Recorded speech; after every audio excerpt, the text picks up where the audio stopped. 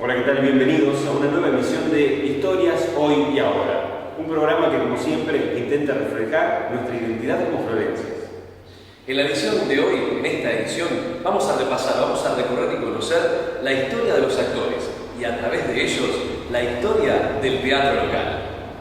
Bienvenidos a Historias Hoy y Ahora, donde la historia cobra vida. Bueno, mi nombre es Darío Letieri. Yo hace aproximadamente cerca de 30 años que estoy haciendo teatro en Las Flores. Como la mayoría de la gente que se acerca a teatro, una vez que estás metido en ese mundo tan particular, te interesa conocer cuáles son los orígenes, cuál es la dimensión del teatro local. Entonces ahí revisando libros viejos, encontré una anécdota muy linda sobre cómo, o por lo menos cómo sería el inicio, cómo piensan que fue el inicio de la primera obra que se dio en Las Flores, que es muy sabrosa y seguro los chicos le van a contar.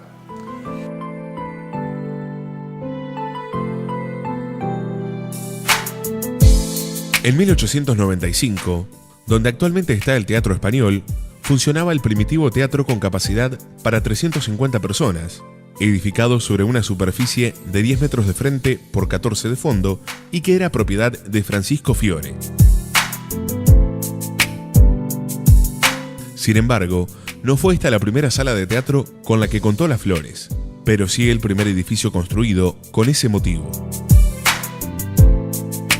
Por el año 1884 se destinaba al efecto el local situado en la intersección de las calles Aróstegui y Alem.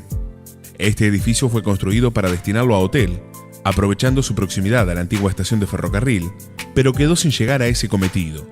Al poco tiempo, fue habilitado para teatro, debutando en él una excelente compañía española de operetas.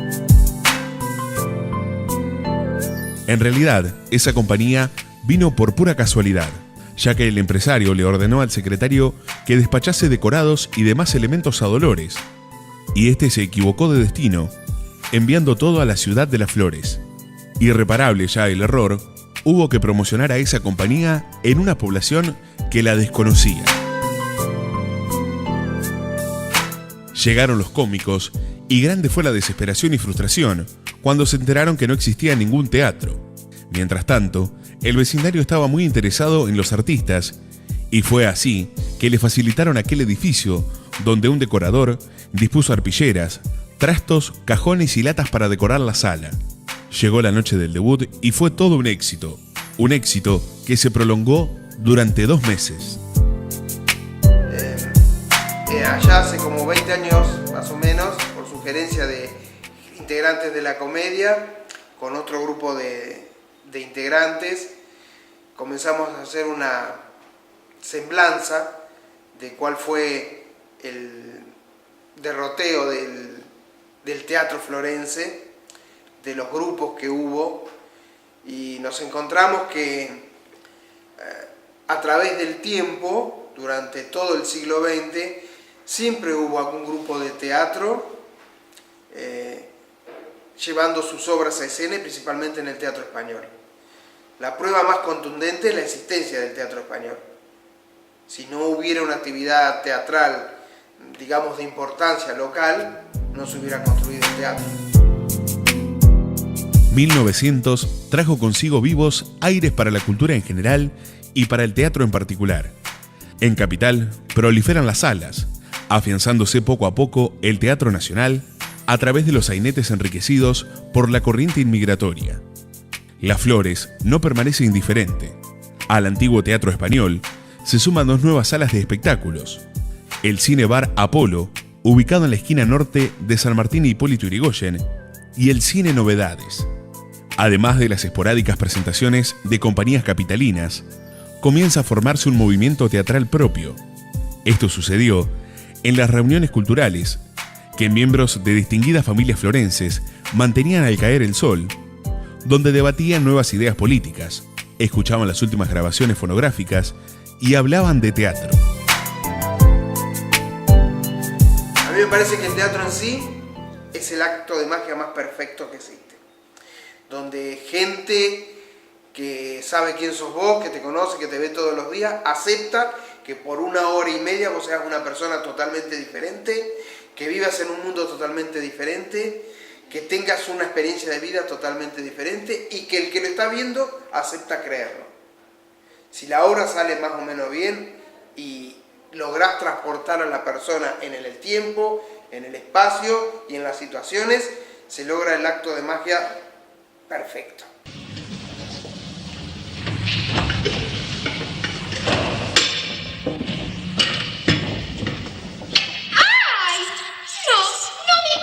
Se lo tengo que contar a la señora. Que había sido atropellador el gurí este. Che, vamos, ¿Qué es eso de gurí? Que me pongo los pantalones largos, ¿qué te pensás? Mira el bigote que me está saliendo. ¡Salga! Pero vení, ¡Que mira. salga! Si fuera mayoral o vigilante, hombre así de carrera, bueno. Pero con un mocoso como usted, ¿Qué? no. ¿Mocoso de sí? Vení para acá. Vení, te voy a dar un Ay, mocoso. no, Me vas a tener que dar un besito. No, Sí, no, dale, dale un besito. ¡A la pucha! Se atropella así con un vas lento, que será con un paso doble.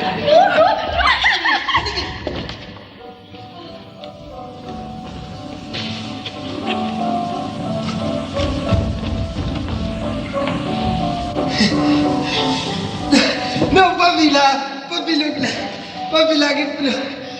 ¿vio que están saliendo lindos los pichones? Sí, mijo, sí, ya veo. Están saliendo buenos los pichones, sí. Sí, no, que mami me dijo que le pusiera un poquito de agua. Sí, ya sé. Pero mejor, ¿por qué no te vas para adentro? Aquí en el patio te acalorás demasiado. Apurado el mocito. Y bueno, no hay que hacerle, sale al padre. Cuando yo comencé, el grupo más fuerte era la Comedia Municipal. Ya estaba instalado como tal. Y empecé un poco por casualidad. Obligado por una profesora de literatura, no recuerdo si de cuarto o quinto año, tuve que ir a ver una obra de teatro. Yo sabía que existía el teatro, lo veía por televisión. Había un programa que se llamaba Teatro como en el Teatro, donde trataban de replicar el punto de vista del espectador del teatro. O sea, se trabajaba con poquitas cámaras, con planos enteros, con un solo decorado. Así que yo tenía una idea de cómo era más o menos, pero nunca había asistido, a pesar que tenía 16, 17 años, nunca había asistido a una función teatral. Fui a la Dirección de Cultura, estaban dando El Reñidero, y aún hoy, me acuerdo de la interpretación de algunos de los personajes del Reñidero. La primera vez que fui porque creo que había leído en un diario local, del comienzo de las clases de seminario. Fui muy tímidamente. En general la gente que hace teatro es tímida o introvertida por lo menos. Abrí la puerta muy despacito, me asomé para ver qué había y ahí nomás me agarraron de la oreja y me metieron adentro y no me soltaron más. Los primeros años los hice con un profesor que venía de Capital Federal, Horacio Lavecchia. Una persona que sabía un montón de teatro. Tenía una mirada muy clásica del teatro, muy estructurada, muy dramática. Era muy amante de las obras de Shakespeare, del teatro español de fines del siglo XIX, principios del XX, de Lorca, por ejemplo. De todas esas obras que hoy en ese momento también se las consideraba clásicos. Y él me dio, la primera visión que me dio del teatro fue esa, la del teatro clásico, que hace más hincapié en el drama que en la comedia, que es todo muy estructurado y que me sirvió muchísimo. Y en una de esas clases hay un problema con uno de los actores que estaban haciendo una obra en la comedia, se baja y me llaman a mí para reemplazarlo. ¿Cuál fue el primer papel que hice? Hijo de Pirincho. Y de ahí fue mi papá teatral, me parece, en la mayoría de las obras. Se llamaba Semproño la obra. De Cusani. Me parece que era de Cusani, de Agustín Cusani. Y bueno, me sumé al elenco de la comedia y durante, no sé, cerca de 20 años estuve trabajando con la comedia. La comedia en ese sentido fue el lugar para despuntar los vicios del teatro y el medio para que durante muchos años el teatro se mantenga vivo en Las Flores. Los grupos de teatro que hay actualmente, creo que todos han tenido relación con la comedia. El grupo de Hernán y Paula, yo con Paula trabajé en la comedia, en el seminario trabajé, compartí escenario con Paula, ella iba al seminario. Y nosotros, el grupo de Teatro Independiente de Las Flores, todos abrevamos en la comedia. Así que a mí me parece personalmente que en los últimos años la comedia ha sido la piedra fundacional del teatro actual florense. Cuando fuimos a hacer la obra Saladillo, nos cambiamos, nos vestimos y aprovechando que teníamos tiempo y un poco para promocionar la obra, nos sentamos a la salida del teatro, disfrazados ya de pordiosero del año 30, ¿no? Estábamos muy zaparrastrosos. Nos sentamos ahí en la puerta del teatro, nos tiramos en el suelo junto con otro compañero, éramos 3 en total, y me acuerdo que pasó un señor que entraba al teatro y nos tiró una moneda. Nos pareció magnífico. Si por lo menos, no sé si lo hizo por simpatía o porque se lo creyó, pero si creyó que le estábamos pidiendo plata, me pareció bárbaro. Hemos llevado el teatro por todos lados. Entonces yo creo que el acompañamiento, que todavía la tenemos en cartel con Pirincho, la hemos dado en 10, 12 lugares diferentes. Y todos con muchas ganas, con mucho beneplácito. El hecho teatral no se acota en el actor a subir a escena. A mí me parece que el momento más cargado de emoción, de riqueza del actor, es cuando estamos todos juntitos, maquillándonos, haciendo los últimos arreglitos, y empieza a flotar una atmósfera que solamente los que están en el teatro la pueden percibir. Algo raro, es como si, yo diría como si nos sentáramos en la máquina del tiempo. De a poquito empezamos a abandonar ese lugar físico y a trasladarnos al lugar donde se va a desarrollar la obra. Nunca recibimos dinero por nuestra actuación. Yo nunca tuve sueldo, nunca tuve una gratificación económica.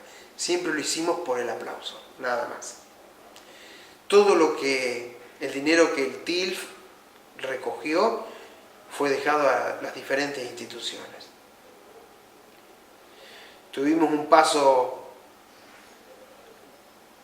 más o menos marcado en el Club Juventud Unida, pero con el cambio de comisión, la comisión que asumió no le interesó que estuviéramos ahí, así que no renovamos el vínculo.